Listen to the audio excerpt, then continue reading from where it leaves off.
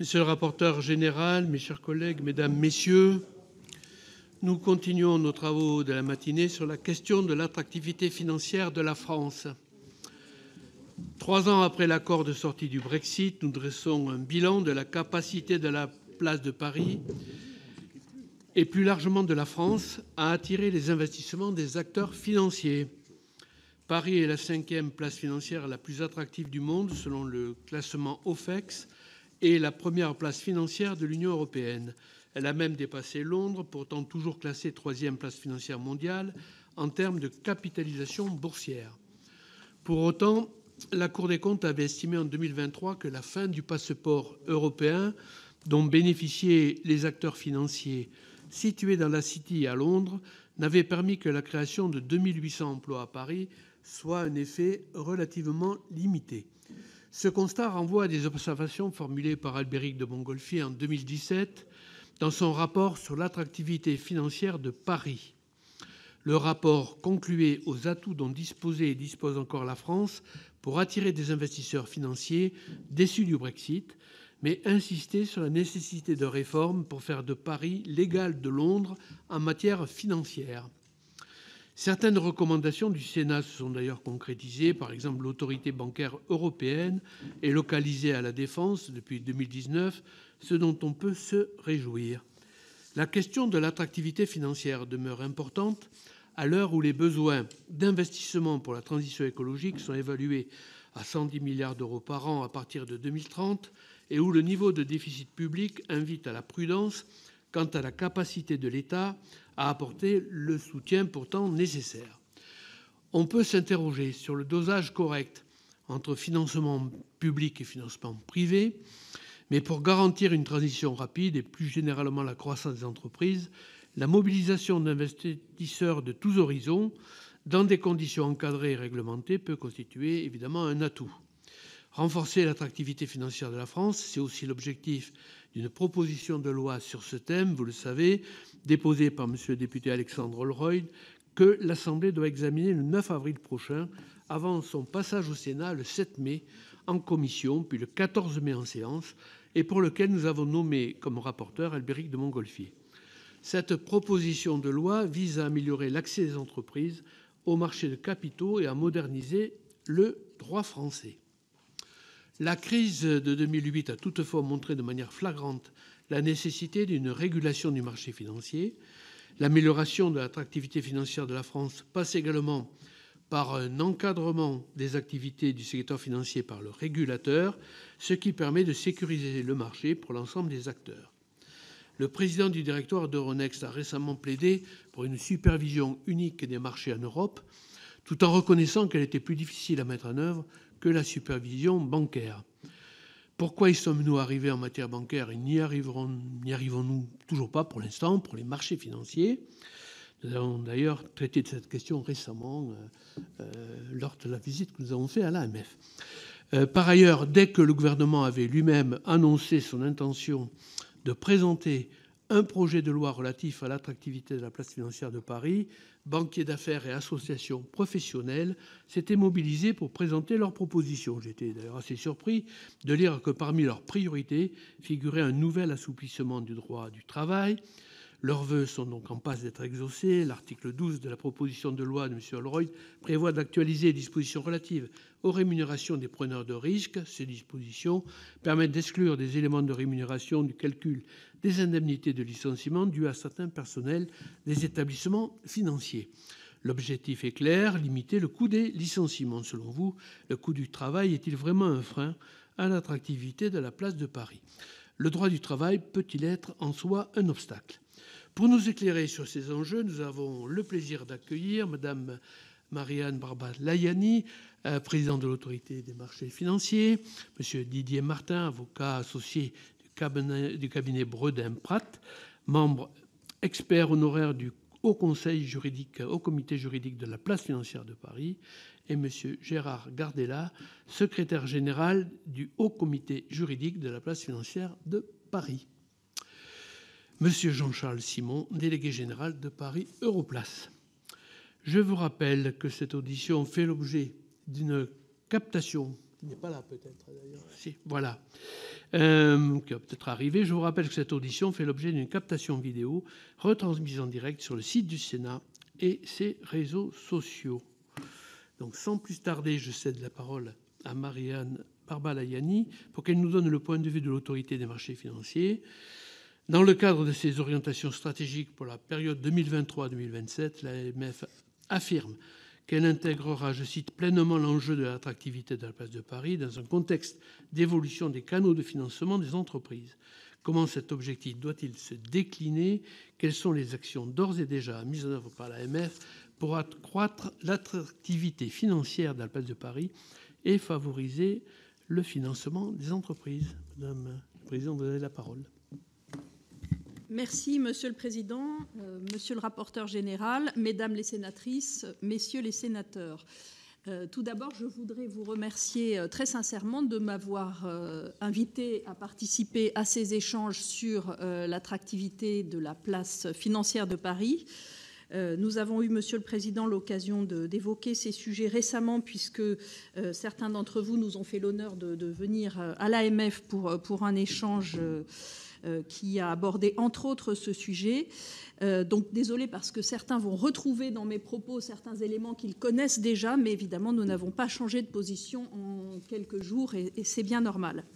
Donc tout d'abord, pourquoi effectivement avons-nous intégré, comme vous l'avez mentionné, dans nos priorités stratégiques, la question de la compétitivité ou de l'attractivité de la place financière et surtout comment l'avons-nous intégré? Je crois que c'est important de bien expliquer en quoi ce positionnement est un positionnement de régulateur et en quoi c'est important pour nous en tant que régulateur et quelles conséquences surtout nous en tirons.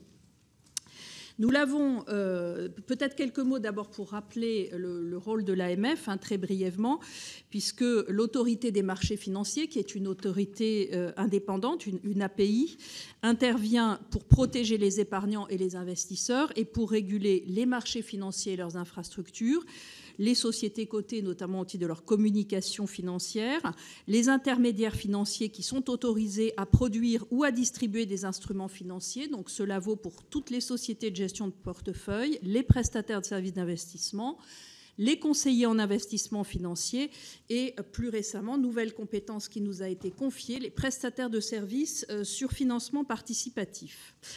Nous nous occupons également des produits d'épargne collective qui sont investis dans des instruments financiers et donc des émissions de jetons et des prestataires de services qui s'en occupent, donc les fameux prestataires de services sur actifs numériques. Pour remplir nos missions, nous avons un certain nombre d'instruments, notamment l'édiction de règles, puisque nous avons le règlement général de l'AMF qui vient préciser beaucoup des règles qui ont été édictées à des niveaux supérieurs. Nous nous assurons de leur application grâce à un certain nombre d'actions. Tout d'abord, nos actions de supervision et ensuite, évidemment, nos pouvoirs également d'enquête et de contrôle. Nous autorisons les entités et les offres financières régulées et nous disposons d'un pouvoir de sanction et de transaction en cas de manquement à la réglementation. Ce dernier élément est important, j'y reviendrai si vous le souhaitez, puisque parmi les éléments dont nous souhaitons le renforcement dans les mois qui viennent, si possible, puisque cela passe par la législation, il y a un certain nombre de propositions qui permettront d'assurer une meilleure efficacité et une meilleure efficience de notre action répressive, et ceci sans qu'il y ait la moindre contradiction, et j'y reviendrai, avec l'objectif d'attractivité de la place de Paris, bien au contraire. Nous avons pour exercer nos missions des moyens humains et budgétaires qui sont fixés chaque année en loi de finances. Donc pour simplifier, un budget d'un peu plus de 100 millions d'euros et un peu plus de 500 collaborateurs avec un plafond budgétaire et un plafond d'emploi. Sans surprise, j'indique au passage que parmi les éléments importants pour continuer à assurer nos missions et assurer cette mission de régulateur exigeant, nous avons besoin évidemment d'un renforcement régulier de nos moyens. Cela a été le cas dans la loi de finances pour 2024 et j'en remercie la représentation nationale. Mais il est clair que nous aurons besoin de continuer à être accompagnés, notamment pour intégrer les nouvelles missions qui sont les nôtres. Alors peut-être un mot sur le contexte et la façon dont nous abordons cette question de l'attractivité qui effectivement fait partie de nos orientations stratégiques. Nous la lions à notre positionnement de régulateur exigeant. Pourquoi ? Eh bien, parce que nous sommes le régulateur de marché de la place de Paris et que la place de Paris a une tradition de bonne régulation, d'intégrité, mais également d'utilité. C'est un petit peu à grands traits la vision traditionnelle de la finance qui a prévalu au travers notamment de l'action du régulateur. Et donc, c'est la raison pour laquelle nous considérons que l'exigence du régulateur est un facteur d'attractivité. Nous le considérons, nous, mais c'est aussi d'ailleurs quelque chose qui est reconnu par les acteurs financiers eux-mêmes, puisque dans le cadre des évolutions post-Brexit qui ont été mentionnées par le Président, les choix de localisation qui ont été faits par un certain nombre d'acteurs financiers ont également fait état, et c'est le cas d'ailleurs encore récemment, ont fait état du fait qu'ils venaient aussi chercher à Paris une régulation exigeante qui est la condition du bon développement des acteurs financiers que nous souhaitons accueillir à Paris. C'est important parce que lorsque vous m'avez interrogé, Monsieur le Président, sur la façon dont nous voyons effectivement notre rôle de régulateur et cette question de l'attractivité, elle intervient effectivement dans ce contexte qui est, je dirais, un peu la tradition française en matière de régulation et de marché financier, tradition de régulation exigeante qui, d'ailleurs, a accompagné le développement de la place financière. Cela a été mentionné dans les propos du Président. La place financière de Paris, par certains indicateurs, est aujourd'hui la première place financière de l'Union européenne, et ceci dans un contexte où elle a bénéficié historiquement d'un haut niveau de réglementation, d'un haut niveau de régulation au travers de l'action de ses régulateurs et d'un haut niveau d'exigence que nous nous attachons à maintenir et à développer. Alors, dans quel contexte, effectivement, avons-nous formulé cette priorité ? Dans un contexte qui est marqué par, vous l'avez indiqué, Monsieur le Président, l'identification de besoins de financement très importants qui d'ailleurs vaut aussi bien au niveau européen, qui est le cadre d'ailleurs, soyons clairs, dans lequel nous agissons de plus en plus, notamment parce que la réglementation est très européenne. Donc besoin de financement considérable, nécessité de développer les financements de marché pour venir répondre à une partie de ces besoins de financement, et donc un contexte dans lequel on assiste à une relance des questions de développement des marchés financiers et d'attractivité, à la fois au niveau européen. C'est notamment le cas avec la relance qui a été annoncée du projet d'union des marchés de capitaux. Vous y avez fait référence, Monsieur le Président, notamment au travers des questions de supervision, d'organisation de la supervision au niveau européen. Bien sûr, il y a un certain nombre d'autres sujets, mais aussi de relance de ces sujets au niveau national. Vous avez évoqué la proposition de loi qui vient d'être déposée à l'Assemblée nationale. Cette proposition de loi, effectivement, intègre un certain nombre d'évolutions, dont certaines d'ailleurs ont été décidées au niveau européen. Je crois qu'il est important de mentionner à cet égard que cet effort de compétitivité n'est pas, je dirais, limité à la France. C'est vrai à la fois dans l'action des régulateurs, mais c'est vrai aussi au niveau législatif, puisque un certain nombre de nos grands partenaires européens ont ou se sont dotés récemment de nouvelles législations visant d'une part à intégrer des évolutions de textes au niveau européen, notamment le Listing Act sur la cotation des entreprises, et c'est une partie de l'inspiration de la proposition de loi de M. Holroyd, du député Holroyd que vous avez mentionné.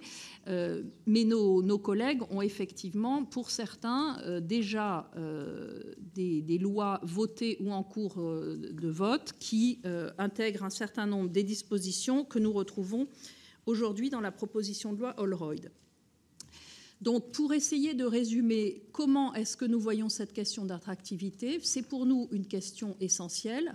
D'abord parce que nous sommes un marché bien régulé dans un univers où le passeport européen fait que les acteurs financiers peuvent s'adresser aux épargnants et aux investisseurs français depuis l'ensemble des pays européens, et que donc nous considérons qu'il est important que nous ayons un maximum d'acteurs sous notre régulation pour nous assurer d'une homogénéité de l'application des textes européens et de l'objectif de protection des investisseurs. Bien entendu, il y a d'autres mécanismes de convergence des pratiques de supervision, etc. Mais en l'absence de supervision européenne, ça nous semble être un premier point très important. Le deuxième élément, c'est effectivement que nous avons collectivement des besoins de financement très importants, financement de la transition énergétique, financement de la transition digitale des entreprises, financement également de l'industrie de défense. Tous ces éléments se traitent évidemment au niveau européen, mais également au niveau français. Et nous avons, pour résumer, je pourrais y revenir s'il y a des questions, nous avons un intérêt majeur à ce que les circuits de financement qui se fondent notamment sur une épargne dont on sait qu'elle est abondante en France et en Europe, viennent en grande partie financer les besoins de financement des entreprises européennes au travers en particulier de financements longs, car nous avons besoin de développer des financements longs et de financements qui soient capables de prendre un certain nombre de risques, notamment le financement des plans de transition des entreprises qui nécessitent des financements longs, mais aussi une forme de prise de risque.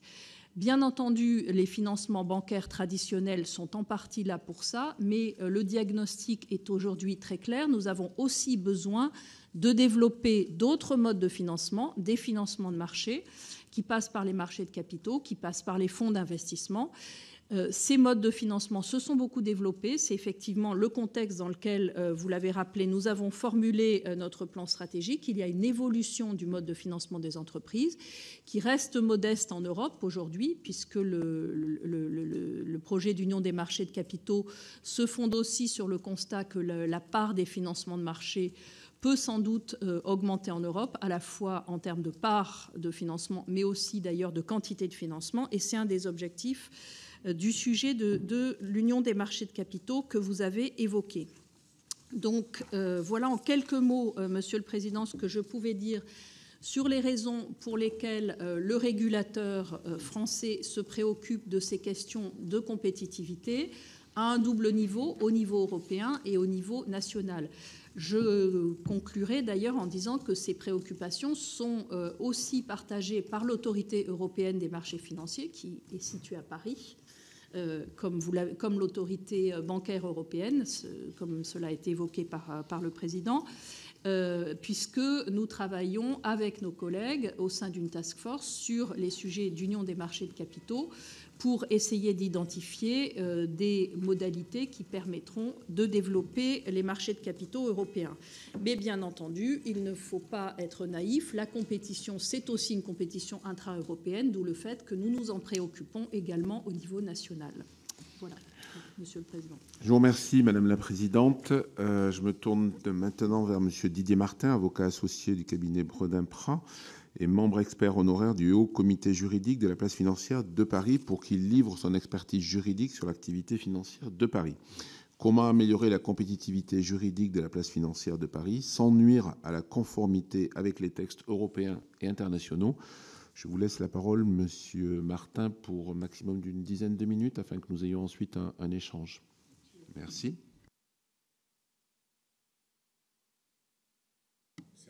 C'est... Non, c'est bon, d'accord.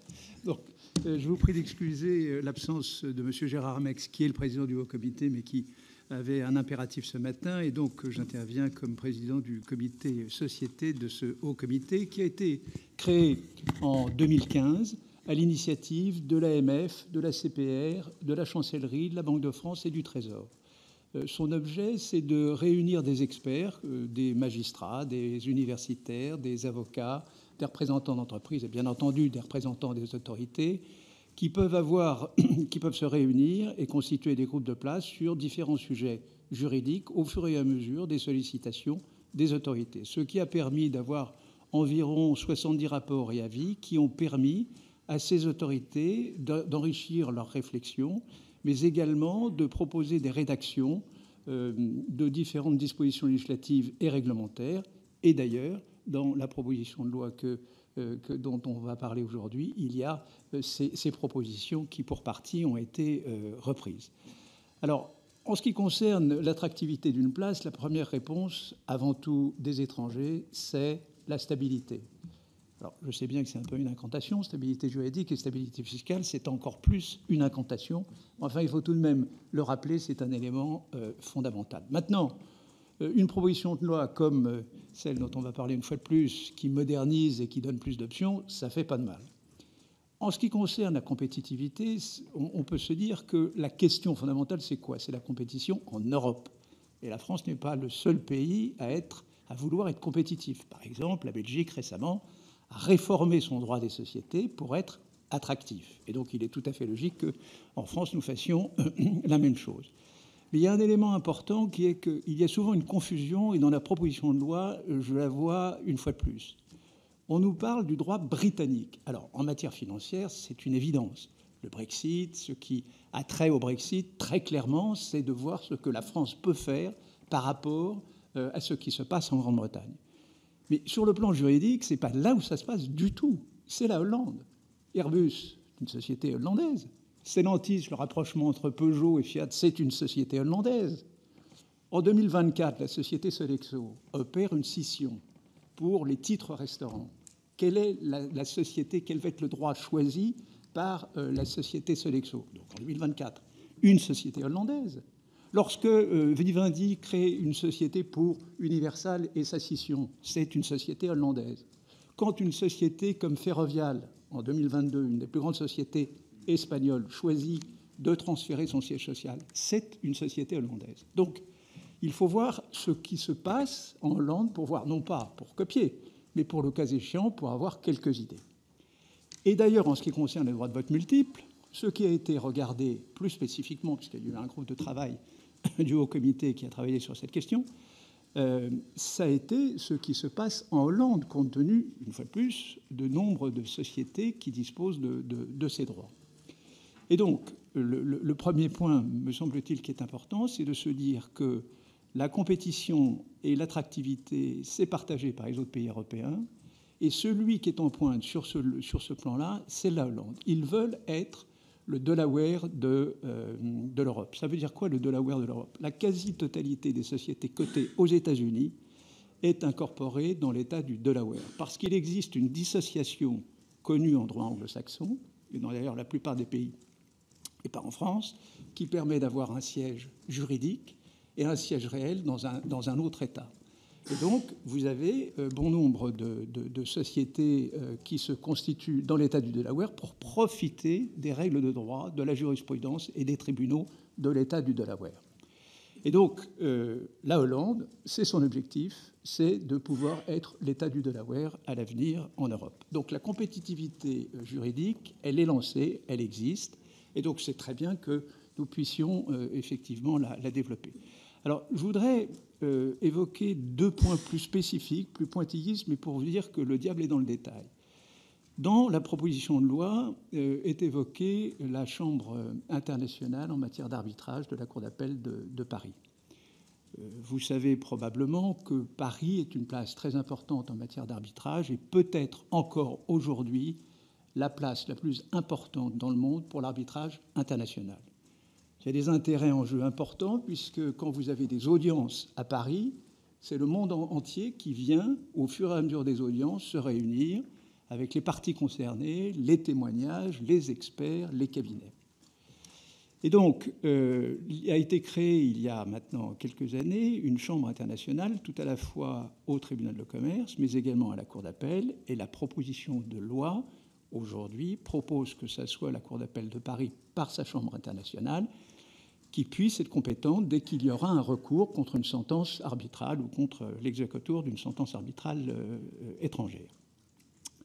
J'ai eu récemment à défendre les intérêts d'un État étranger qui avait été condamné pour un certain nombre de milliards C'était la seconde plus importante sentence qui ait jamais été connue et qui a été revue par la Cour d'appel de Paris, par sa Chambre internationale. Il y avait dans le même temps une procédure à La Haye sur l'exécution de cette sentence sur des actifs de cet État en Hollande. Mais le cœur de la procédure, pour savoir si oui ou non la sentence devait être annulée, se tenait à Paris.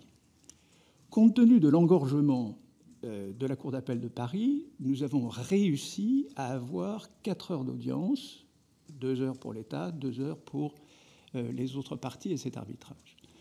Eh bien, La Haye, qui n'avait qu'une audience périphérique, puisqu'il s'agissait que de l'exécution dans un pays autre que la France, a réservé la totalité de sa journée.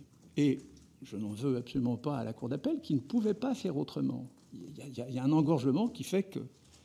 Mais donc, lorsque l'on parle de Paris, place de droit, ou de l'arbitrage plus exactement, et que l'on évoque la Chambre internationale pour lui donner une compétence exclusive en matière d'arbitrage, il faut à ce moment-là regarder, si je puis dire, le suivi. Il y a un deuxième point qui est très important, c'est quelle est la carrière des magistrats qui sont dans ces chambres.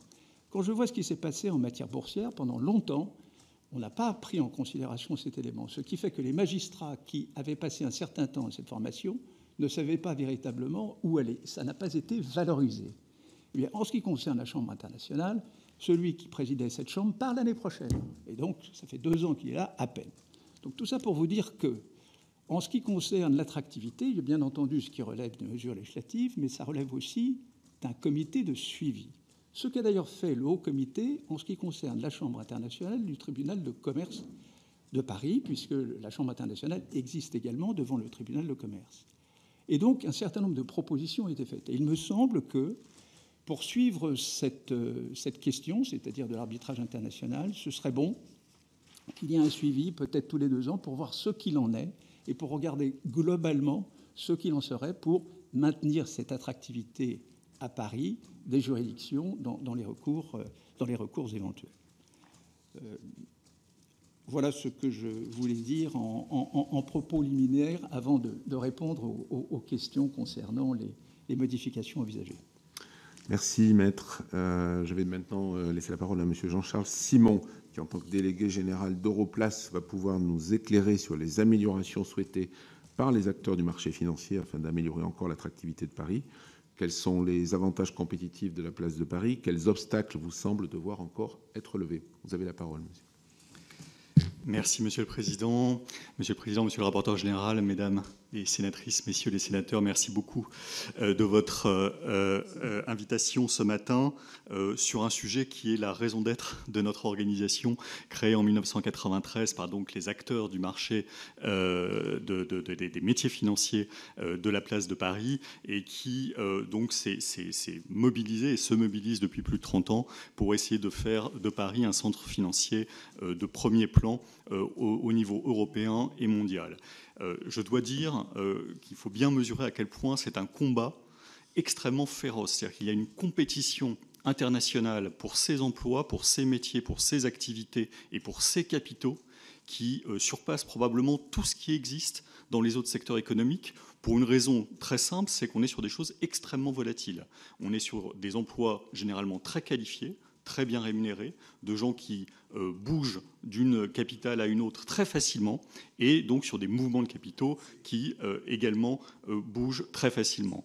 Donc on est sur vraiment, il faut le voir, et aujourd'hui particulièrement au sein de l'Union européenne, face à des villes comme Francfort, comme Amsterdam, comme Dublin, comme Luxembourg, comme Milan, on est dans une compétition très intensive avec des initiatives des pays voisins que je viens de citer qui sont très fortes pour essayer d'être ceux qui attirent ces emplois très convoités et qui sont très porteurs de ressources fiscales et sociales pour les pays concernés. Donc il y a vraiment une compétition très dure, évidemment aussi avec Londres. Londres, avec la sortie du Royaume-Uni de l'Union européenne, se positionne ou s'est positionné dans des déclarations de ce gouvernement précédent comme espérons devenir le Singapour de l'Europe et donc être la place qui concurrencent notamment par moins de régulation le plus possible les places de l'Union européenne. Et puis, il y a aussi des acteurs dans les métiers qui nous concernent, qui sont des gens qui regardent tout ce qui est extra-européen. Je pense notamment aux pays du Golfe, aujourd'hui, avec beaucoup d'acteurs qui choisissent cette localisation pour opérer en Europe s'ils n'ont pas besoin d'être implantés dans l'Union européenne d'un point de vue de la régulation. Donc je voulais vraiment insister sur ce point majeur de cette compétition très très forte. Et une compétition très très forte que Paris, pour l'instant, mène de manière très positive, avec des résultats très concrets. Vous avez cité, Monsieur le Président, les emplois recensés au titre du Brexit. En fait, ce n'est qu'un décompte très partiel de ce qui se passe en matière financière. Il faut bien réaliser que de 2017 à 2022, on parle de 20 000 emplois créés dans les activités financières en France, dans la région parisienne et en fait quasiment exclusivement dans la ville de Paris, donc qui montre que ce ne sont pas des emplois ce sont vraiment des emplois de siège et de métiers internationaux. Donc c'est tout à fait significatif. Pour un total de 360 000 emplois dans la région, pour vous donner un ordre de grandeur, Londres est à autour de 420 000, donc et a plutôt eu tendance à perdre un certain nombre de ces emplois. Donc on est sur un rapprochement et donc il y a un potentiel très intéressant et très fort pour la place financière de Paris si son attractivité perdure. Un autre chiffre important, c'est 3 milliards de gagnés en termes de balance des services. Pour un pays qui a une grande difficulté en termes de balance commerciale des biens, c'est très intéressant. 3 milliards de plus en balance des services financiers au profit de la France sur les 5 dernières années. Donc on est sur des choses qui sont assez majeures dans encore une fois, des emplois et des capitaux très volatiles et donc sur lesquels il faut faire très attention à ce qui est fait. Si je recense les points forts de Paris, Paris a des points forts structurels relativement durable, on va dire. En tout cas, tout malheureusement peut se dégrader, mais on peut dire qu'on a des choses qui sont à notre avantage de manière naturelle. On est d'abord la seule grande métropole de l'Union européenne aujourd'hui de la même taille que Londres, ce qui signifie beaucoup en termes de hub global, de hub de transports internationaux, de ensemble de conditions de vie et atouts d'une région par rapport aux autres villes européennes que j'ai citées au début, qui sont d'une taille beaucoup plus petite ou plus petite, comme Milan, Madrid, Francfort, Dublin, Amsterdam. Et donc ça, c'est un avantage pour Paris. C'est un avantage aussi de concentration de très grands clients de la finance. Même si, comme le disait Didier Martin, il y a des sièges sociaux qui sont établis ailleurs, les forces des quartiers généraux restent pour beaucoup aujourd'hui, heureusement, à Paris, en région parisienne, 38 des sièges du CAC 40. Et donc ça, c'est quelque chose qui est très important pour un secteur financier, parce que c'est vraiment la matière première, la clientèle, si je puis dire, la plus importante de ces métiers qui servent ces grands clients. Et comme il se trouve que ces grandes entreprises françaises performent très bien, c'est ce qui explique que Paris soit devenu la première capitalisation boursière devant Londres en Europe, c'est le succès de nos grands groupes dans tous ces secteurs, le luxe évidemment qui est aujourd'hui majeur dans la capitalisation boursière de Paris, mais aussi beaucoup d'autres secteurs. Et ça, c'est vraiment un atout très fort, très puissant, très structurel. C'est également vrai du pool de talents. La France a une très bonne qualité de formation dans le supérieur, en grande école scientifique, en grande école d'ingénieurs, en université. Et il se trouve, histoire centralisatrice française, qui peut présenter bien des défauts à bien des égards, mais qui est très utile là aujourd'hui pour la place financière de Paris, que la concentration francilienne de ces grands établissements est quelque chose d'absolument remarquable, qu'il s'agisse des métiers plutôt scientifiques ou des métiers de business.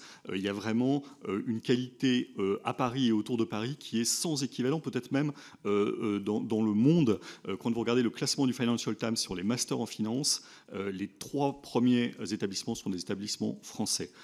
Donc c'est quelque chose de tout à fait prégnant. Et les grandes écoles scientifiques françaises, comme vous le savez, sont aussi des pourvoyeurs de métiers de recherche quantitative, de métiers autour de l'informatique et des solutions qui sont extrêmement demandés par les établissements financiers aujourd'hui. Donc on a ces points forts assez structurels et qui, j'espère, vont évidemment perdurer et qui jouent pour notre attractivité. Et puis, il y a eu des politiques mises en œuvre et des organisations qui ont contribué aussi à cette attractivité. Là aussi, Didier Martin parlait de stabilité. C'est évidemment quelque chose qui est extrêmement attendu par ces acteurs, dont beaucoup, encore une fois, ont un siège social en dehors de la France et même en dehors de l'Union européenne pour beaucoup d'établissements, notamment d'établissements nord-américains. Ils attendent qu'en effet, il n'y ait pas de retour en arrière. La proposition de loi dont il est question est évidemment un très bon point, puisqu'elle est une proposition de loi que nous voyons comme allant de l'avant. Mais encore une fois, l'essentiel est surtout de ne pas aller en arrière, qu'il n'y ait pas d'instabilité d'aller-retour, en particulier sur les prélèvements fiscaux et sociaux. Ça, c'est quelque chose qui est régulièrement cité et mentionné. Et donc, ce qui s'est fait depuis, je dirais, une vingtaine d'années, je pense par exemple au régime des impatriés, qui est un régime donc, que vous connaissez bien, puisqu'il est décrit dans le Code général des impôts. C'est quelque chose qui est extrêmement utile aujourd'hui, sur lequel je reviendrai sur la question de coût du travail, aujourd'hui de préserver et si possible d'améliorer. Nous regrettons que dans la proposition de loi, il n'y ait aucune mesure en ce sens. Peut-être ce sera le cas en projet de loi de finances, qu'il y a encore quelques imperfections de ce régime, mais je salue vraiment le fait que depuis 20 ans, et d'ailleurs les gouvernements et les majorités sénatoriales et à l'Assemblée nationale ont plutôt été dans le sens d'une préservation et d'une amélioration de ce régime, et c'est très utile. Il y a également tout un tas d'autres sujets qui ont été améliorés dans les dernières années. Je pense par exemple au barème prud'homal, qui est quelque chose qui était très attendu, parce que l'instabilité et l'imprévisibilité des coûts de séparation dans le secteur financier était un vrai problème identifié comme majeur pour la situation de la France. Et il y a eu toute une série d'autres dispositions. Je pense évidemment à la baisse de l'impôt sur les sociétés, au début de baisse d'impôt sur des impôts de production et d'autres mesures qui ont été favorables. Et puis en point également d'environnement, je citerai, et ce n'est pas pour flatter la présidente de l'AMF que je le dis, mais le fait que nous considérons comme acteurs supervisés, ce qui n'est pas toujours quelque chose qui va de soi, mais qu'il est très important d'avoir des acteurs à la réputation de très haute qualité. C'est absolument essentiel. Nous le mettons comme un point fort de la France aujourd'hui, qu'il s'agisse de l'AMF ou de la CPR, par la qualité de leurs équipes, l'adaptation dont elles ont fait preuve depuis notamment une dizaine d'années, je dirais, en matière de traitement des dossiers, d'efficacité de leurs procédures. Tout ça est très très très important dans des métiers qui sont, comme vous le savez, extrêmement régulés. Quand on fait de la banque, de l'assurance, de l'asset management, de l'intermédiation financière, on a une régulation qui est extrêmement lourde par rapport à d'autres activités économiques. Et donc, on a besoin d'avoir des acteurs qui soient à la fois considérés comme de très grande qualité, parce que c'est la confiance des contreparties de ces acteurs. On sait qu'on est face à des acteurs qui sont très bien surveillés, supervisés, et en même temps des acteurs qui ont un répondant rapide, efficace et clair, qui peut être négatif ou positif dans leur demande, mais qui au moins va vite et fonctionne bien. Et ça, c'est vraiment un atout aussi de la place de Paris aujourd'hui.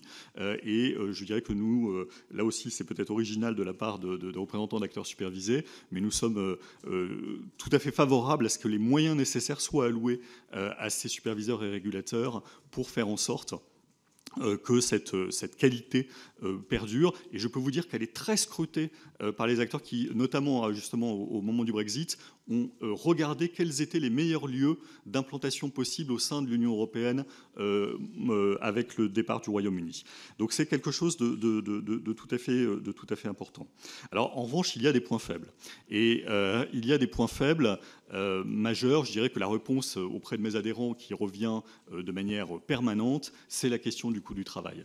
Le coût du travail en France, pour les métiers qualifiés, c'est quelque chose d'absolument considérable et très problématique dans les activités à salaire relativement élevé, ce qui est le cas des métiers financiers, pour lesquels il y a non seulement un niveau de contribution social patronal qui est sans équivalent ailleurs sur les salaires qui ne bénéficient pas des dispositifs d'allègement, ce qui est le cas dans la finance. Dans la finance, les gens ne bénéficient pas des allègements bas salaires. Vous avez une situation, ce qui est bien normal évidemment, mais justement, ils sont à des niveaux de rémunération sur lesquels, par rapport aux pays voisins, il y a un niveau de contribution sociale absolument considérable. Je me permets de montrer ce petit graphique que évidemment je ferai passer au service de la Commission pour le verser au dossier si cela est possible.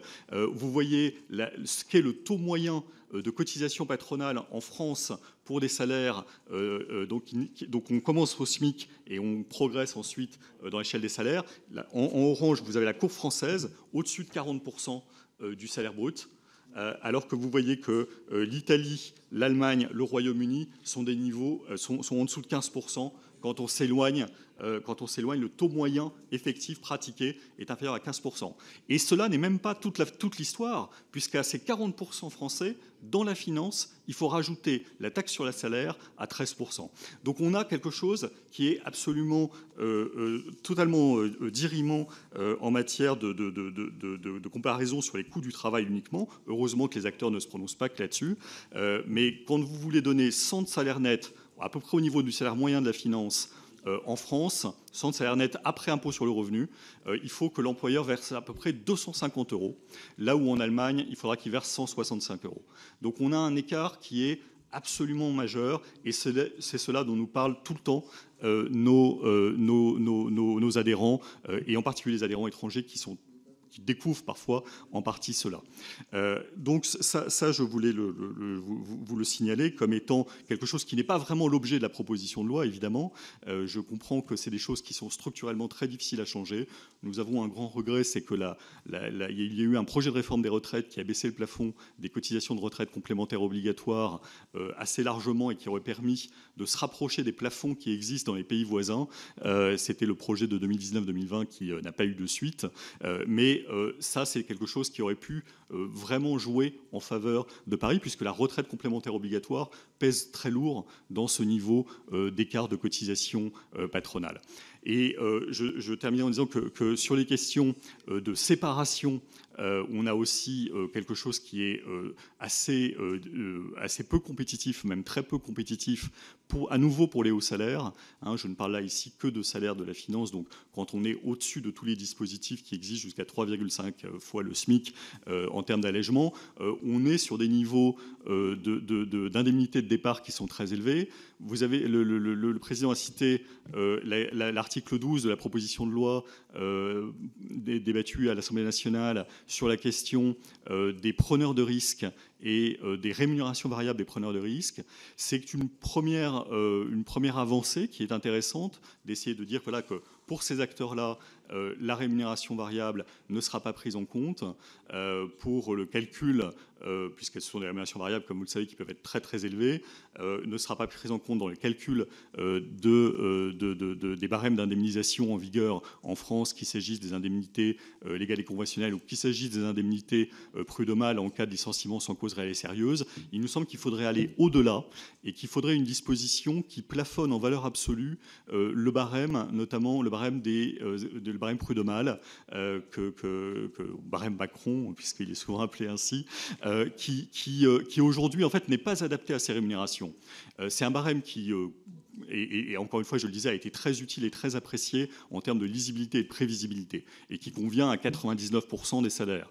Pour le 1% des salaires les plus élevés, il faut bien réaliser que, par exemple, au Royaume-Uni, vous allez avoir un coût de licenciement, de séparation, parfois à la demande de salariés d'ailleurs, quand c'est l'équivalent de notre rupture conventionnelle, qui va être à peu près 10 fois inférieur à ce qui va exister en France. Et donc ce sont des montants qui font que pour des personnes qui sont encore une fois très facilement délocalisables, je bouge la personne de son bureau du 8e arrondissement parisien à Milan ou à Amsterdam, ou je la relocalise à Londres, c'est quelque chose de très très, encore une fois, facile à faire pour ces activités-là. Et bien là, il y a un défaut de compétitivité. Et tous ces défauts, en fait, en matière de droit et de coût du travail, sont ce qui pourrait freiner la tendance naturelle de Paris, qui, encore une fois, je le rappelle, est très positive et qui a un grand potentiel devant elle pour être la grande place financière globale de l'Union européenne au service du financement, des besoins de financement qui ont été cités en matière de transition écologique et autres, pour que l'Europe soit la plus possible autonome stratégiquement en matière financière.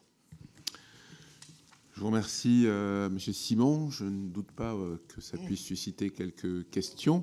Et j'invite les collègues qui ne se seraient pas encore signalés à le faire pour ouvrir le débat. Je vais commencer en donnant la parole à Albéric de Montgolfier, qui est rapporteur au nom de la Commission des finances de la PPL visant à accroître le financement des entreprises, de l'attractivité de la France. Chers collègues, vous avez la parole. Merci, Monsieur le Président. En 2017, il y a un certain nombre de membres qui étaient dans cette commission, qui s'en souviennent peut-être, mais j'avais signé un rapport sur la stratégie financière face au Brexit, en proposant un certain nombre de mesures, dont certaines, d'ailleurs maintenant, ça a été dit par les uns et les autres, sont devenues une réalité.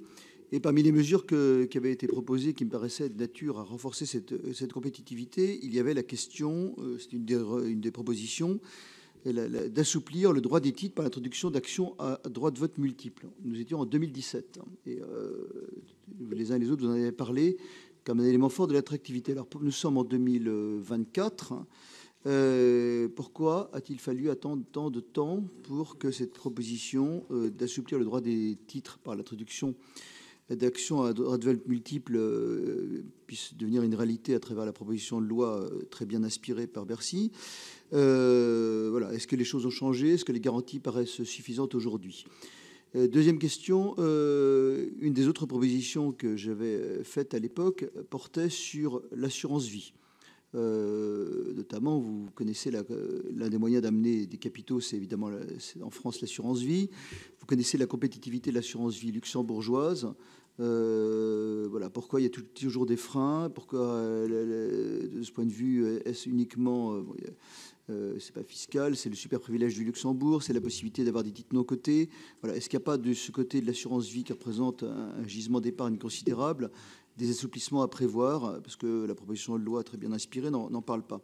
Et puis la dernière chose, c'est peut-être un peu à la marge de notre audition, mais puisque la présidente de l'AMF est ici, en ce moment il y a beaucoup de risques qui sont évoqués sur un facteur important d'épargne très encouragé pour les Français, qui sont les SCPI. Il y a actuellement des problèmes de liquidité, la crise immobilière, les problèmes de taux. Voilà. Est-ce que vous avez là un facteur de risque? Et je veux savoir de manière très concrète si l'AMF avait entériné un certain assouplissement de sa position sur les SCPI, voilà, ou est-ce que la position reste la même?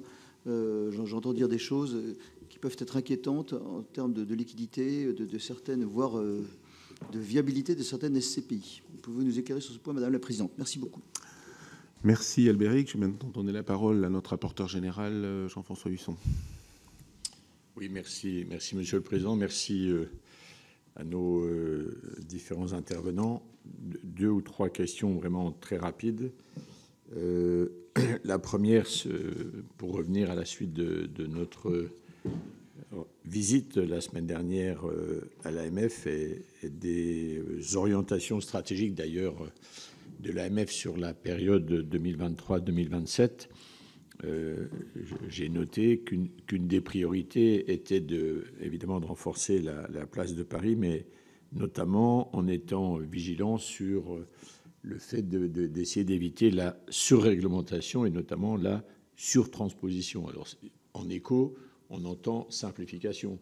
C'est un mot très à la mode aujourd'hui, mais c'est même de la mode durable, puisque je me souviens de feu le grand choc de simplification. À l'époque, c'était 2013, je crois, du président Hollande. Ceci étant, j'ai quand même le sentiment que les textes continuent de se multiplier, devoir de vigilance, le reporting de durabilité, la réforme de l'investissement de détail. Comment pensez-vous pouvoir exercer ce devoir de vigilance et est-ce qu'en plus vous pensez pouvoir favoriser la simplification, je dirais en tous les cas la volonté de simplification attendue et affichée? Deuxièmement, action de préférence, suppression de l'obligation pour les sociétés qui entrent en bourse de prévoir une tranche destinée aux investisseurs particuliers. est-ce que l'attractivité financière de la place de Paris ne peut se faire que contre la protection des investisseurs non professionnels? C'est une question. Et puis la troisième et dernière question, j'ai pas trop entendu parler des rumeurs, en tous les cas des objectifs non cachés de vouloir faire porter une fiscalité plus lourde sur les transactions financières. Quel regard portez-vous sur ces éléments? Et puis j'en profite, parce que je ne reprendrai évidemment pas la parole, pour remercier Europlace de la franchise avec laquelle il a posé les débats sur la table, parce qu'il y a une espèce de dissonance contextuelle par rapport au climat qui pèse dans le pays depuis quelques jours, à peine quelques semaines, mais c'est aussi une réalité. Donc, merci d'avoir, pour le coup, merci d'avoir osé. Merci, Jean-François. Je vais maintenant donner la parole à Jean-Raymond Hugonet, puis à Michel Canvet. Jean-Raymond. Merci, Monsieur le Président. Merci, Mesdames, Messieurs, pour ces présentations extrêmement éclairantes et précises. Je voulais juste rebondir dans un premier temps sur les propos de messieurs Martin et Simon, dans le fait que nous avons parfaitement identifié la Hollande. Et le pays l'a parfaitement identifié d'ailleurs au moment où on parlait de Carlos Ghosn et de son salaire payé en Hollande. Et par ailleurs, pour M. Simon, sur les effets, voilà, les courbes que vous avez montrées, il y a eu une tentative lors du dernier projet de loi de finances pour 2024, et nonobstant mon amour incommensurable pour le football, mais d'attirer le siège de la FIFA en l'exonérant de charges fiscales. Ça, voilà, donc on a bien en tête tout cela. On sait maintenant, vous l'avez répété, Madame, que Paris est la première place financière dans l'Union européenne. Nous avons 2 banques françaises dans le top 10 mondial des banques, qui sont BNP et le Crédit Agricole. Vous exercez une régulation extrêmement exigeante. Nous en sommes, je crois, tous conscients ici. Ne pensez-vous pas, en termes d'attractivité, pour reprendre l'expression de notre rapporteur général, la dissonance conjoncturelle, ne pensez-vous pas que l'état financier particulièrement dégradé, voire même débridé de notre pays, nuise à l'attractivité financière? Merci Jean-Raymond. Michel Canvet, puis Hervé Maurey. Merci, Monsieur le Président. Je remercie également nos intervenants. Je voulais demander à Maître Martin sur les avantages comparatifs avec la Hollande, outre les questions de diligence relatives à l'arbitrage et des actions à droit multiple. Est-ce qu'il y a d'autres aménagements qu'il serait utile d'apporter, dont bénéficient les entreprises en Hollande, et qu'il serait utile d'apporter pour renforcer l'attractivité de notre pays? Et puis, seconde question, Maître, vous avez évoqué tout à l'heure les questions de stabilité fiscale nécessaire, mais M. Simon a aussi évoqué les questions de compétitivité impérative de nos entreprises. Et donc, à cet égard, moi, je suis de ceux qui considèrent qu'il y a peut-être une financiarisation exagérée de l'économie, en tout cas extrêmement importante de l'économie aujourd'hui, et qu'il conviendrait peut-être, au regard du poids des charges sociales dans notre pays qui sont assises sur les salaires, de changer de mode de financement de la protection sociale dans notre pays. Je suis de ceux qui préconisent notamment qu'il y ait une taxe sur les paiements scripturaux qui soit instituée avec à due concurrence une baisse des cotisations sociales de façon à améliorer la compétitivité économique de notre pays. Qu'en pensez-vous? Merci Michel. Hervé Maurey, puis Éric Bocquet. Oui, merci Monsieur le Président. Je voudrais revenir sur un sujet qui a été déjà un petit peu effleuré par mes collègues, mais en mettant un peu plus les pieds dans le plat, comme je le fais parfois. Quel est concrètement, selon vous, l'impact de la situation financière de nos finances publiques sur l'attractivité de la place de Paris? En clair, on a des déficits et des dettes records. On a des prévisions ministérielles et gouvernementales qui ont montré qu'elles étaient à minima peu fiables pour ne pas dire pas sincère. On a une conjoncture qui peut laisser à craindre une augmentation des impôts et des prélèvements sociaux. Est-ce que ce climat n'est pas de nature à compromettre réellement l'attractivité financière de la place de Paris et à réduire les effets positifs que pourrait avoir cette proposition de loi dont on va avoir à débattre dans les prochaines semaines? Merci Hervé. Éric Bocquet, puis Bernard Delcros. Oui, merci Monsieur le Président. Je suis allé voir le site internet d'Europlace. Et son objectif est de créer un environnement propice aux affaires, j'entends. Et sur les 3 axes cités, une réduction du coût de la main-d'œuvre, M. Simon vient de rappeler le coût du travail, régime fiscal spécifique et dispositions fiscales attrayantes. Alors j'ai envie de dire que vous avez déjà été pas mal servi ces dernières années, avec l'abaissement de l'impôt société, suppression de l'ISF, l'imposition forfaitaire des plus-values, le PFU. Voilà, tout ça a contribué à alléger la charge fiscale. Donc c'est toujours plus. Ça me rappelle le bouquin de François de Closet, que les plus anciens ont connu, qui disait toujours plus. Donc où est la limite? Où est la limite?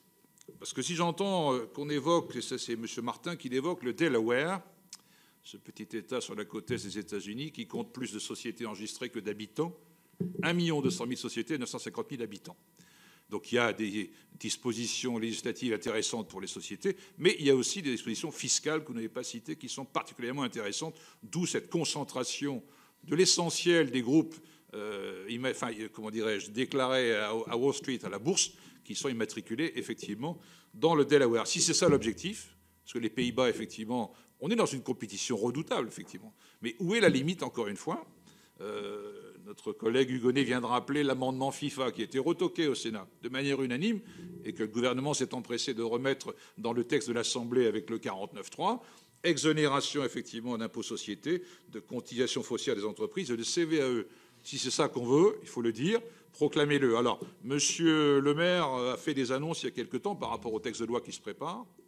Il parle de nouvelles réformes réglementaires. Alors, est-ce que vous savez de quelle nature elles sont et quelles sont celles que les acteurs de la finance souhaiteraient voir se mettre en place? Et il nous parle également de mesures fiscales offensives. Alors, nous rappellerons, Monsieur le maire, qu'il a un petit déficit à gérer, effectivement. Il semble s'en inquiéter un peu ces temps-ci.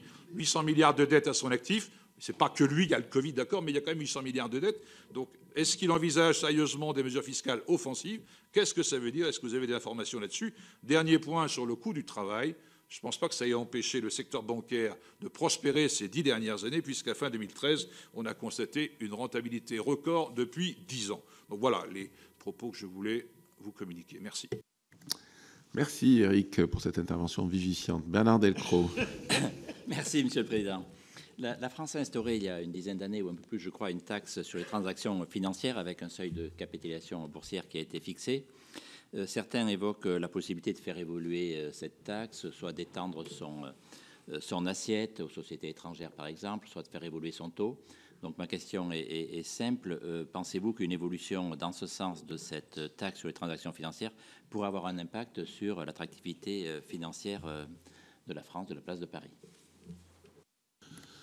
Merci. Je vais maintenant vous céder la parole en vous proposant d'intervenir de manière inverse, en sens inverse des prises de parole initiales, donc en débutant par Monsieur Simon, puis Maître Martin, et enfin par Madame Barba-Layani, en prenant les questions et en portant les réponses sur lesquelles vous souhaitez vous positionner. Merci.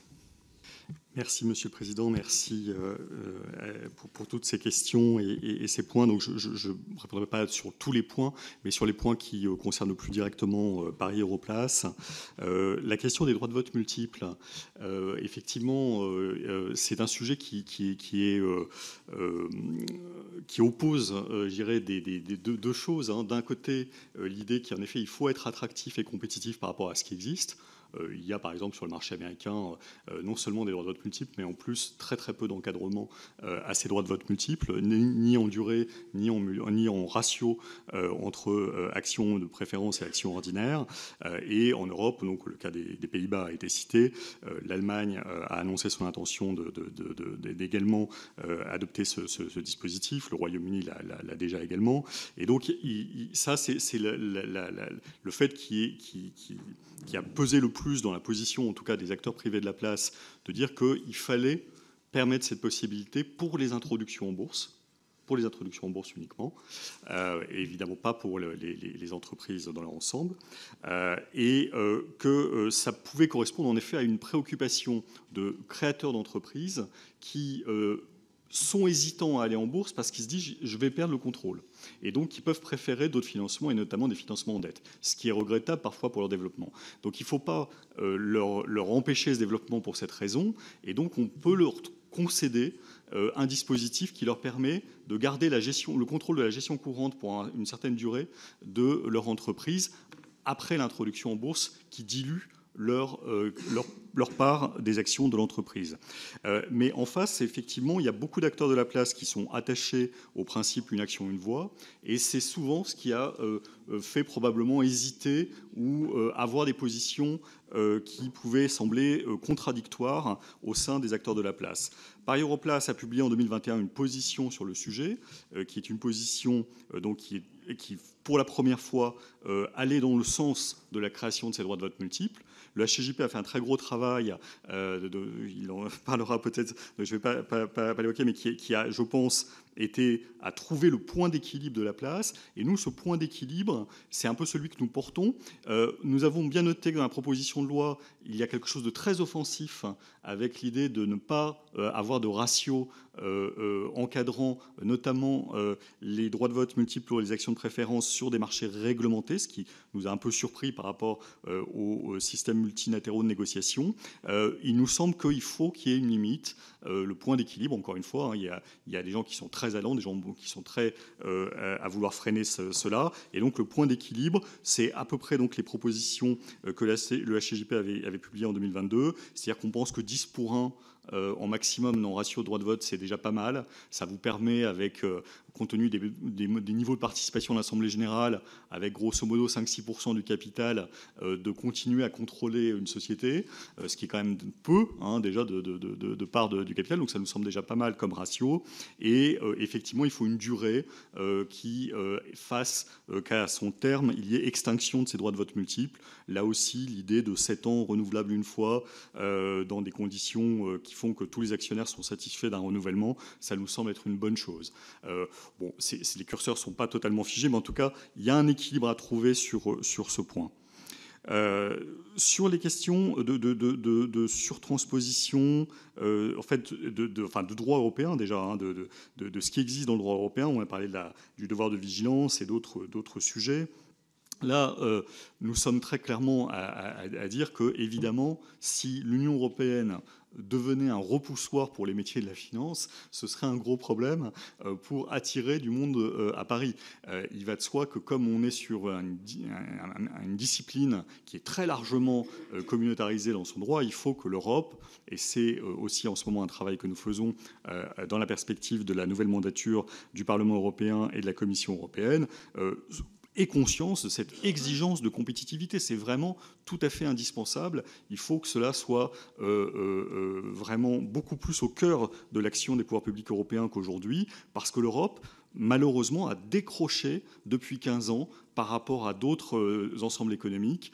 Pour vous donner un exemple, la première banque américaine, en valeur, représente la valeur des 10 premières banques de l'Union européenne. C'est quand même quelque chose de considérable, et ce n'était pas la situation avant 2007, ce qui est quand même un paradoxe bien regrettable pour l'Union européenne, puisqu'une crise américaine a fait que l'écart s'est creusé au profit des établissements américains par rapport aux établissements européens. Donc il faut avoir aussi cela en tête côté européen, et il faut qu'il y ait de la compétitivité qui soit aussi un sujet.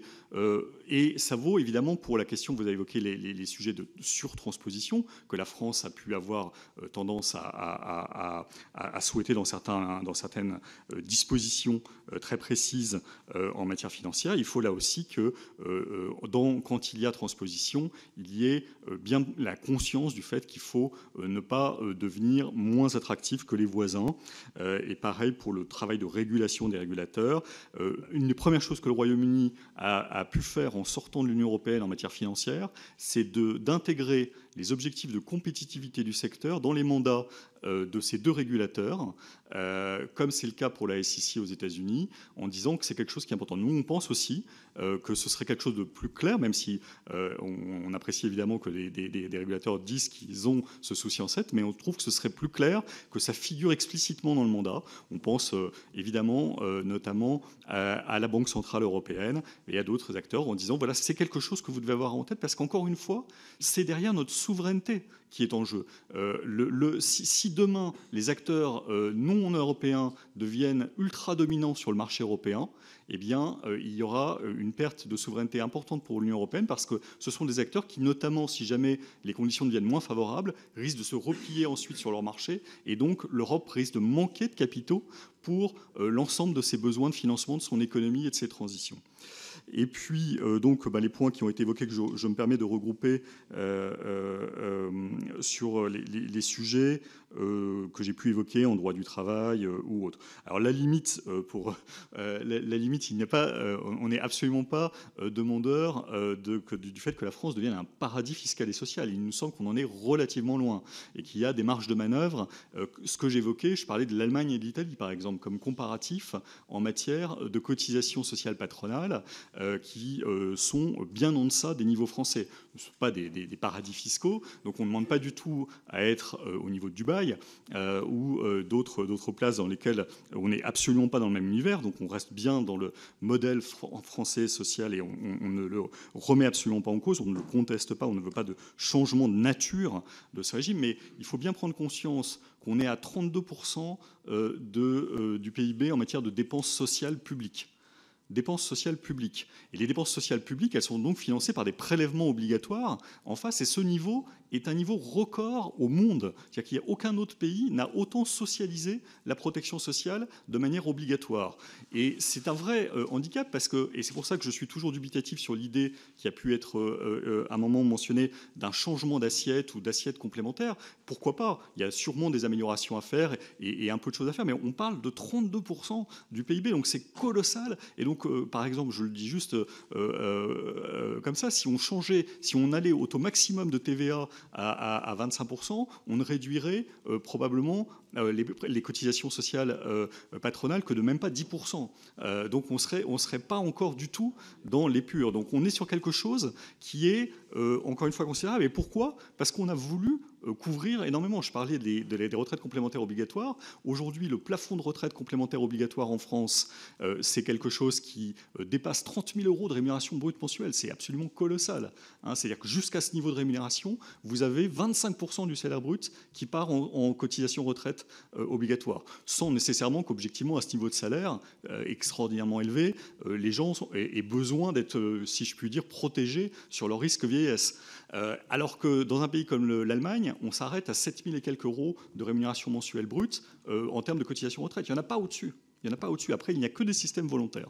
Donc, vous voyez qu'on est sur des choses qui sont des choix, qui sont lourds de conséquences. On ne demande pas du tout, encore une fois, à arriver ni dans un système de pays totalement défiscalisé ou désocialisé, ni dans un pays qui serait même comparable à ce qui existe, par exemple, aux États-Unis, mais d'avoir des ajustements qui représentent quelques points de PIB, mais qui pourraient être très, très, très vertueux pour l'attractivité de la France et la compétitivité de la France dans ces domaines. Merci. Merci. Je vais laisser la parole à Maître Martin, en le remerciant d'être relativement synthétique. Merci dans ses réponses. Oui, très bien, merci. Alors, je commencerai tout d'abord par une observation en ce qui concerne le Delaware, parce que c'est en lien avec la Hollande. Ça n'a rien à voir avec la fiscalité, parce que vous avez une dissociation entre votre siège statutaire, qui règle les conditions de fonctionnement de la société, et ça ne veut pas dire pour autant que parce qu'il y a pratiquement la totalité des sociétés, que c'est un régime conservateur. Récemment, la Chancery Court a remis en cause le plan concernant M. Musk, concernant Tesla. Et de ce fait-là, il veut transférer le siège social maintenant au Texas. Et donc, en ce qui concerne la fiscalité, très honnêtement, ça n'a rien à voir. Et pour la Hollande, c'est exactement le même sujet. Je citais l'exemple de Pluxee, qui est la société titre-restaurant de Sodexo. La raison pour laquelle ils ont transféré le siège de la société concernée, c'est qu'ils distribuaient des actions qu'ils détenaient dans une société à leurs actionnaires.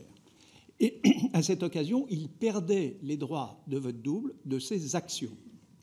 Alors qu'en droit hollandais, si vous distribuez les titres que vous détenez dans une société à vos actionnaires, les droits de vote double sont maintenus. Mais la société Pluxee reste résidente fiscale française.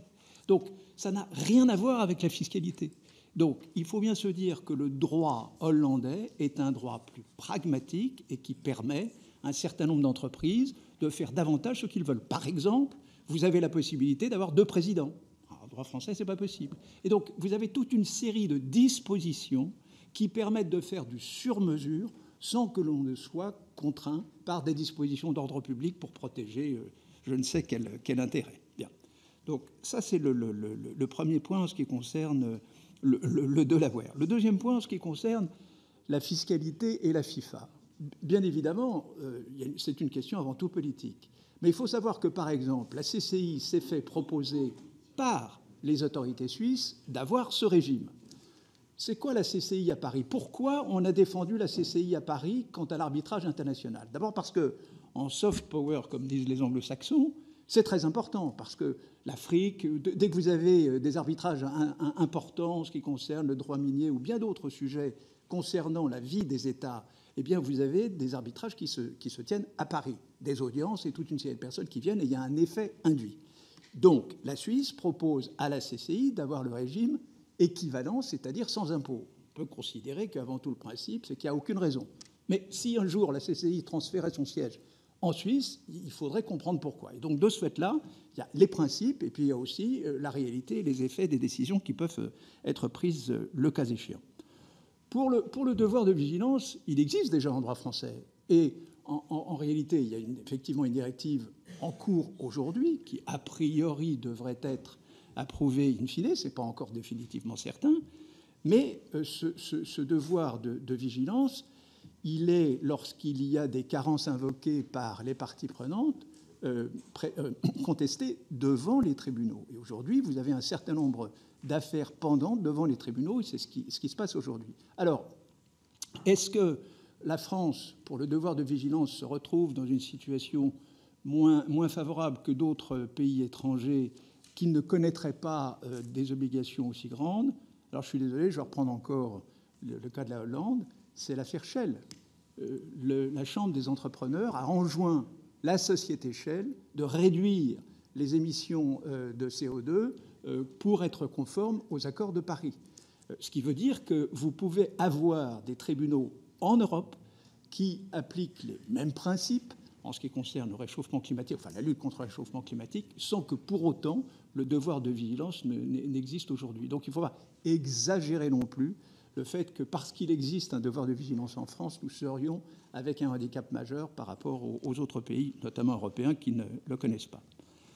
Pour le droit de vote double, la raison pour laquelle, effectivement, il y a eu perte de temps, c'est un classique en France.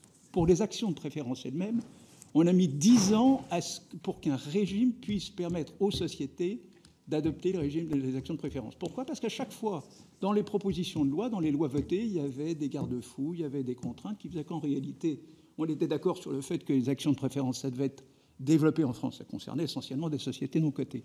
Mais les contraintes étaient telles qu'on ne le faisait pas. Et donc, on a mis 10 ans pour arriver à un régime qui puisse enfin être utilisé. Alors, maintenant, en ce qui concerne le droit de vote double, il y a effectivement toute une série d'acteurs qui campent sur un principe qui a dit une action, une voix, et donc il était hors de question d'envisager qu'il puisse y avoir plus de voix accordées aux entrepreneurs. On s'est tout de même rendu compte au fur et à mesure du temps que la tech, notamment, les biotech notamment, étaient animées par des entrepreneurs qui souhaitaient, au fur et à mesure du temps, en faisant appel au marché, conserver le contrôle. Alors, ils peuvent aller voir des fonds de private equity et disposer de ces droits de vote multiples, mais c'est sûr que le marché donne une profondeur et une possibilité d'avoir des fonds dans des conditions bien plus importantes. Donc, oui, ça a pris du temps parce qu'il y avait les teneurs de une voix, une action, et puis les investisseurs qui étaient réticents. Mais lorsqu'il y a eu les travaux du Haut Comité, les acteurs ont été invités au fur et à mesure, entendus pour savoir ce qu'il en était. Et en fait, il résultait de la conclusion simple. Si on va faire une introduction en bourse avec des droits de vote multiples, personne n'est obligé d'y aller. Je veux dire par là que les investisseurs qui considèrent qu'il doit y avoir une voix par action, eh bien, ils ne sont pas obligés d'acheter des actions de cette société. Bon. Donc à partir de là, cette liberté, elle doit être donnée. En revanche, se pose tout de même un problème, c'est de se dire, très bien, les entrepreneurs peuvent solliciter le marché pour de grands projets, et on sait que ces startups peuvent, dans un second temps, jouer un rôle considérable dans l'économie, mais ça peut mal se passer. Il est certain qu'il peut y avoir des dirigeants qui s'accrochent à leur pouvoir à un moment où, malheureusement, la société va mal. Je pourrais évoquer une société dans l'informatique qui fait du bruit aujourd'hui et qui est cotée et qui montre qu'il peut y avoir des sorts qui, même si le problème ne se pose absolument pas dans ces termes, ce que je veux dire par là, c'est que oui, il se peut que de brillantes réussites peuvent, dans un second temps, s'avérer être des échecs. Et là, le poids donné à celui qui a des droits de vote multiples peut être dangereux pour l'intérêt social et pour les investisseurs. C'est la raison pour laquelle avait été proposé dans le rapport un maximum de 1 pour 10. Alors, le calcul qui avait été fait, c'était pour avoir 20%, ça permettait d'avoir 75% des droits de vote, ou 30% permettait d'avoir un peu plus de 82% des droits de vote, et ça semblait relativement raisonnable. Et une fois de plus, nous avions été regarder ce qui se passe en Hollande, où il ne s'agit pas de texte législatif, c'est une pratique de marché. Lorsque les sociétés se cotent, en principe, elles ne dépassent pas 1 pour 10. Et d'ailleurs, pour répondre à votre question, que pourrait-on faire pour regarder? Il n'y a pas que la Hollande, d'ailleurs, hein, il y a tout de même d'autres pays européens qui peuvent avoir de bonnes idées. Il me semble que le Haut Comité pourrait, tous les 2 ans, faire une sorte de rapport de l'évolution du droit des sociétés, de voir le cas échéant ce qu'il y aurait comme bonne idée à prendre des autres pays européens, parce que ça permet après au pouvoir législatif, au pouvoir réglementaire, éventuellement de s'inspirer pour reprendre les bonnes idées. Je prends l'exemple du droit de vote double pour Pluxee Sodexo.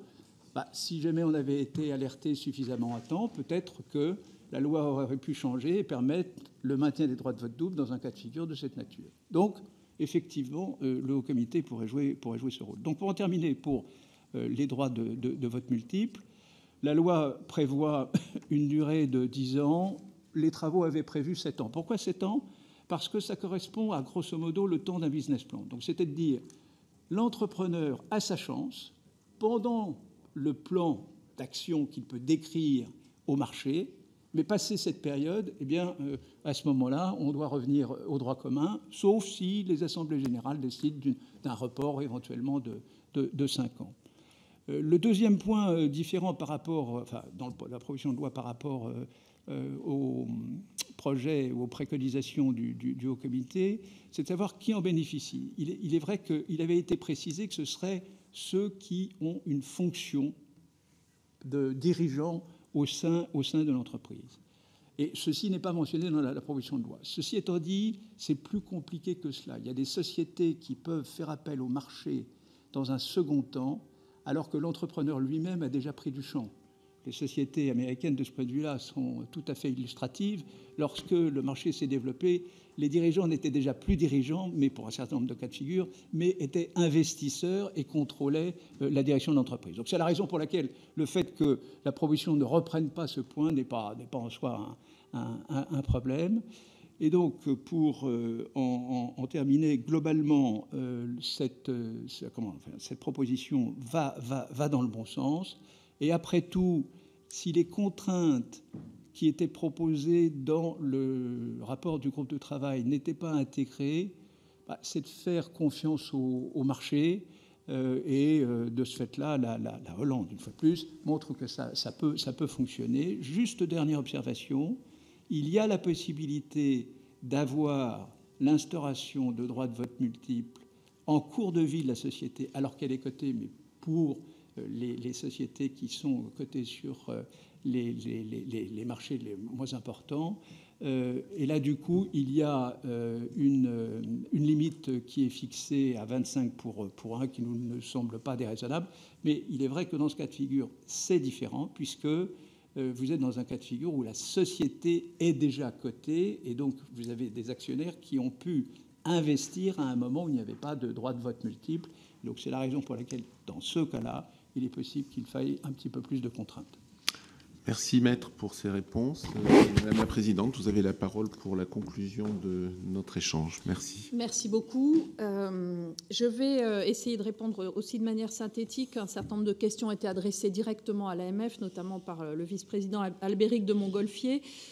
Alors, et d'autres intervenants. Alors, tout d'abord, sur effectivement pourquoi est-ce qu'il a fallu autant de temps pour faire évoluer le droit français. Je pense qu'il y a différentes raisons. D'abord, en France, ces dispositions sont de nature législative.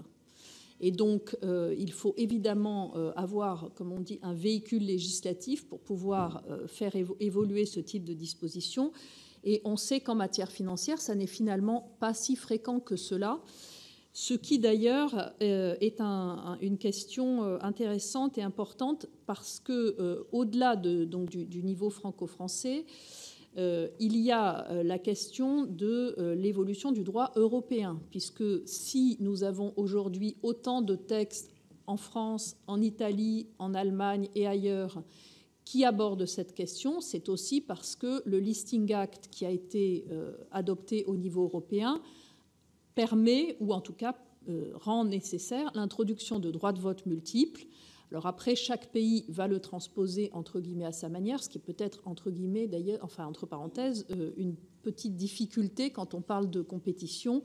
Le fait que les textes européens qui régissent pour l'ensemble des dispositions de droit financier, droit boursier, notre action, sont aussi ou pas l'objet de transpositions différentes au sein des pays européens, ce qui crée un risque de compétitivité ou de compétition réglementaire qui n'est pas forcément très sain dans l'Union européenne. Alors, pour revenir sur justement cette question de surréglementation, surtransposition, simplification qui a été soulevée par le rapporteur général et qui est intrinsèquement liée à ces questions de réglementation. Je crois qu'aussi bien au niveau français qu'au niveau européen, on est confronté à une question d'agilité réglementaire, c'est-à-dire de la vitesse à laquelle on peut rectifier le tir s'il y a eu des erreurs et le niveau auquel cela doit être fait. C'est vrai que en matière de réglementation, comme je l'indiquais, nous sommes très largement régis par le droit communautaire. On peut constater que dans un certain nombre de cas, effectivement, le droit européen prend pas mal de temps pour être ajusté. Nous sommes beaucoup moins rapides dans ce domaine-là que nos collègues britanniques, notamment, où effectivement les ajustements peuvent se faire beaucoup plus rapidement. Donc on doit se poser effectivement cette question de l'agilité législative et réglementaire, essentiellement au niveau européen, mais aussi de l'harmonisation de la mise en œuvre des pratiques. Comme je l'ai indiqué, ça renvoie à la question de la supervision européenne. Aujourd'hui, en matière de marché, contrairement à ce qui est le cas en matière bancaire, les superviseurs sont coordonnés par une autorité européenne qui œuvre à la convergence des pratiques, mais il n'y a pas d'autorité européenne en matière de marché financier, ce que l'AMF déplore effectivement, ce qui permettrait d'éviter une partie de cette compétition réglementaire qui n'est pas forcément très saine, puisqu'on aurait un régulateur unique qui pourrait donner le là. Que faisons-nous dans ce contexte au niveau de l'AMF? Et ça a été évoqué, effectivement. Nous nous sommes engagés, dans le cadre de nos orientations stratégiques, à ne plus surtransposer les textes européens. À une exception près, je le dis au passage, et c'est le cœur de notre mission, lorsque nous pourrions avoir le sentiment que cela reste nécessaire, qu'une surtransposition reste nécessaire au titre de la protection des investisseurs et notamment des épargnants, qui est la première des priorités de l'AMF. Mais ceci mis à part, et nous pensons en faire un usage évidemment très modéré, puisqu'on parle quand même de droit européen, donc potentiellement un droit qui est de toute façon très protecteur, nous nous sommes en effet engagés à ne plus surtransposer. Ensuite, sur le lien avec la simplification, un exercice de simplification avait été mené à l'AMF en 2019 à la demande notamment du ministre de l'économie et des finances de l'époque, qui est toujours le même d'ailleurs, qui avait Bruno Le Maire, donc qui avait légitimement et de façon très utile pour nous, qui avait donc demandé à l'AMF de faire cet exercice qui nous a... ce qui nous a conduit d'ailleurs à identifier un certain nombre de textes ou de règlements que nous avions mis en place et qui ont pu être simplifiés ou adaptés. Est-ce que l'Union européenne est effectivement dans une situation de surréglementation, de surlégislation ? Alors là aussi, je pense qu'il faut relativiser, d'abord parce que la compétition, elle se fait largement au niveau européen, même si il faut être vigilant à ce qui se passe, notamment à Londres. Mais dès lors qu'il y a une application la plus convergente possible au sein de l'Union européenne, il me semble que le problème est moins important que effectivement, si nous étions uniquement dans un mieux-disant non harmonisé au niveau européen.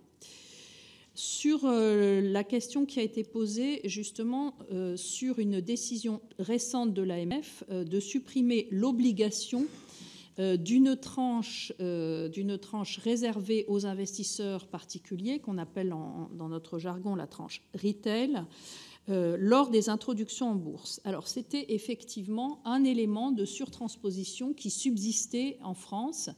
Soyons clairs, il ne s'agit pas de supprimer la possibilité qu'il y ait une tranche réservée aux investisseurs particuliers. Et il est très probable que s'il y a de nouvelles grandes introductions en bourse, cette tranche sera prévue par les émetteurs.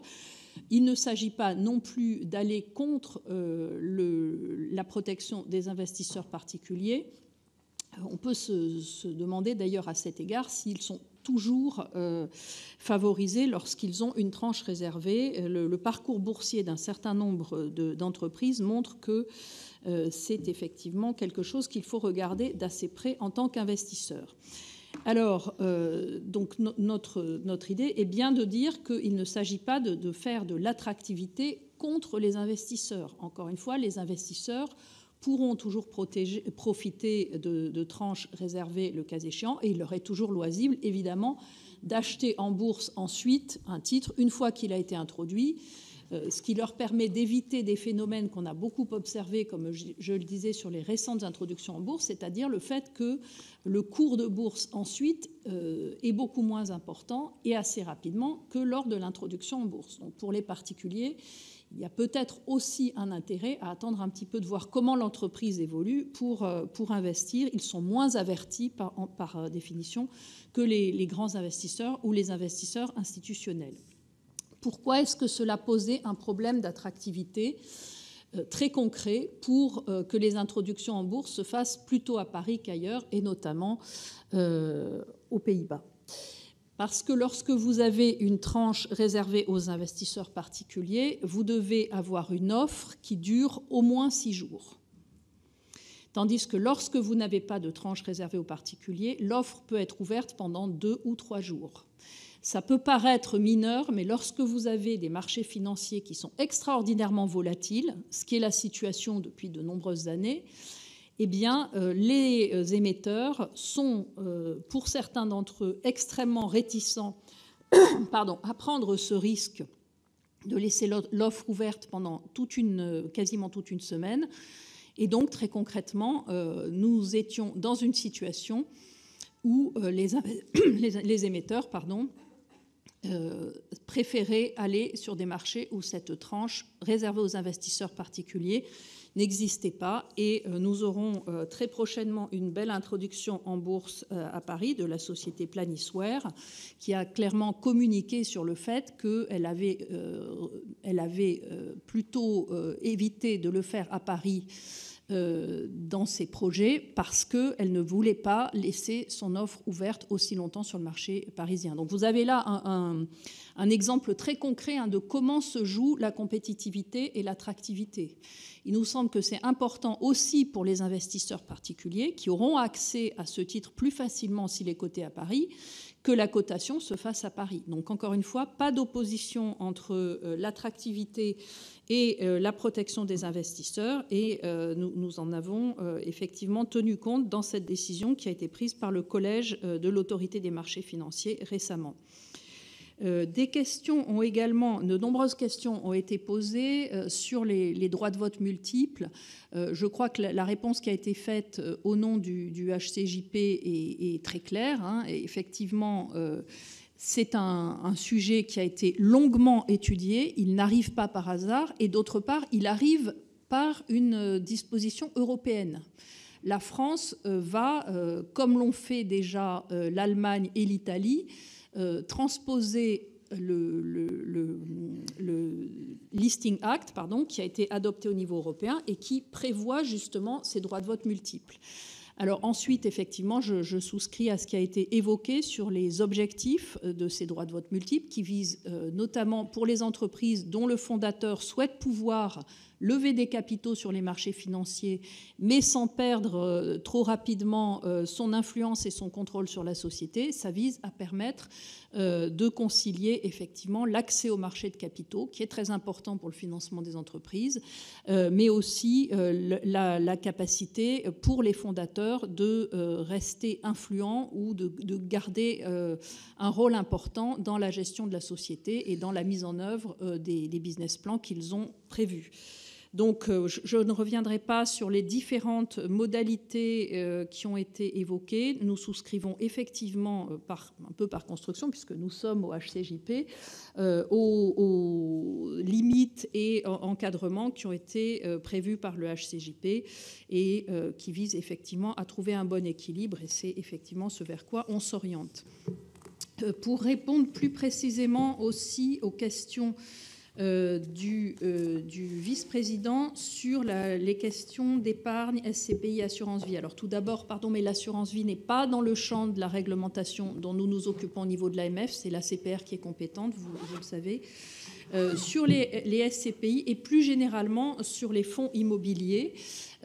Alors, c'est effectivement un sujet sur lequel nous exerçons actuellement et depuis d'ailleurs quelques mois une vigilance très importante au niveau de l'autorité des marchés financiers. Pourquoi ? Parce que effectivement, ce sont des fonds qui sont investis dans l'immobilier, en particulier dans l'immobilier commercial pour beaucoup d'entre eux, et que, comme on le sait, le marché de l'immobilier commercial et de l'immobilier plus généralement a connu des difficultés relativement importantes au cours des derniers mois. Elles ne sont pas totalement derrière nous, mais évidemment, ça se reflète tout naturellement à la fois dans les valorisations de ces fonds d'investissement. Il est important que les investisseurs gardent en mémoire, même si au cours des dernières années, ça n'a pas été le cas, que l'immobilier, ça n'est pas une croissance permanente des valeurs qui est garantie.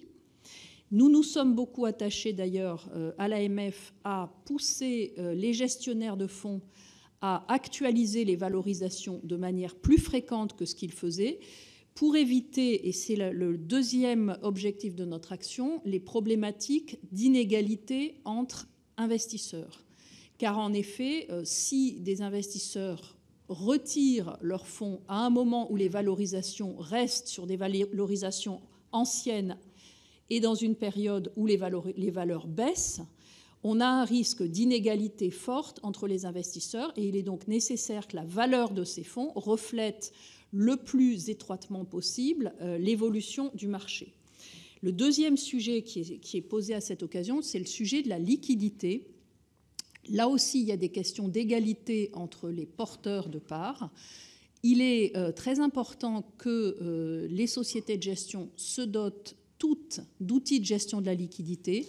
On n'a pas le temps d'y revenir aujourd'hui, mais c'est un travail très important qui a été mené au niveau international au sein du Conseil de stabilité financière, mais aussi au sein de l'autorité de l'Organisation internationale des commissions de valeur, qui est effectivement de demander que l'on tienne compte des problématiques de liquidité avec des gestionnaires de fonds qui doivent se doter d'outils de gestion de la liquidité pour permettre effectivement, dans les périodes de tension, d'agir sans créer de désordre sur le marché, et d'autre part, d'agir en assurant une bonne équité entre les porteurs de parts. Et donc c'est un sujet sur lequel, comme je le disais, nous sommes très vigilants au niveau AMF, non pas en assouplissant, mais en veillant effectivement à ce que les gestionnaires de fonds, ça vaut pour les SCPI, mais aussi pour les autres catégories de fonds immobiliers, se dotent le plus rapidement possible de ces outils de gestion de la liquidité et les mettre en œuvre dans des conditions qui assurent l'équité entre les investisseurs. Je crois que j'ai répondu à pas mal de questions. Alors la question de la taxe sur les transactions financières que vous avez abordée, et plus généralement les questions sur les finances publiques. Alors ça, la question des finances publiques n'est pas une question qui est du ressort de l'AMF. Je vous me permettrai de ne pas me positionner sur cette question qui est un peu étrangère à notre mandat. Sur la question de la taxe, sur une taxation des transactions financières, je crois que c'est une question qui est légitime. D'ailleurs, elle a été posée aussi bien au Parlement français qu'au niveau européen. Simplement, dans un contexte de compétitivité, si on doit la traiter, le niveau européen, à minima, nous semble être le bon niveau de traitement pour éviter effectivement que ce soit une problématique et une problématique de compétitivité et que cela se traduise par une fuite des transactions qui, pour nous, serait problématique puisque nous aimons bien les avoir chez nous pour les surveiller. Voilà, monsieur le rapporteur général, ce que je pouvais répondre aux différentes questions qui nous ont été adressées. Merci de votre attention. Merci beaucoup, Madame la Présidente. Merci aussi à vous, messieurs, pour ces éléments d'information précieux, je crois, dans cette table ronde sur l'attractivité financière de la France et de la place de Paris, à la veille de l'examen de cette PPL. Et donc, merci beaucoup. Merci à tous. Bon appétit.